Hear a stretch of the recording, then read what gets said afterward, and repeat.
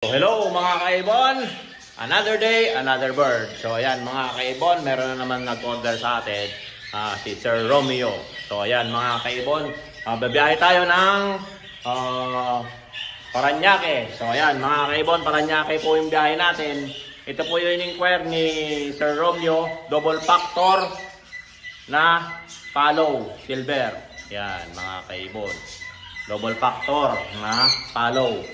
So ayan mga kaibon, double factor siya. Ibig sabihin ng double factor, sa uri ng silver na follow pa rin siya mga kaibon. Follow na silver pa. So ayan mga kaibon, kay Sir Romeo. Sir, ito po yung inquired nyo na double factor na follow kak. Tapos binigyan kita ng previous na TCB Crested.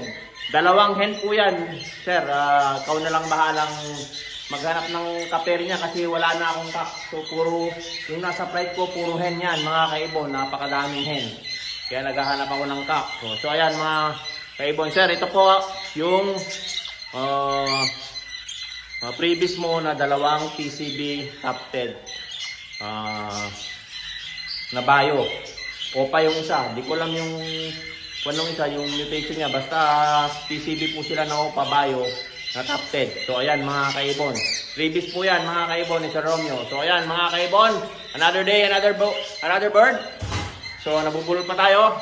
Dandil na po tayo Sir Romeo. So sir, antayin nyo na lang po yung rider at pipick-upin yan ngayon. So ayan mga kaibon, maraming po salamat. So hello mga kaibon. So ito, biyaheng Paranaque tayo.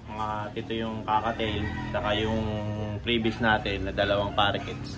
So ayan mga kaibon, babiyahe. Sir, si Sir Paulo pala, rider natin. Anong oras kaya makarating ito sa tingin mo? Para tisa lang lang. Dalawang oras tayo, mahaba na 2 oras. Sa tingin mo?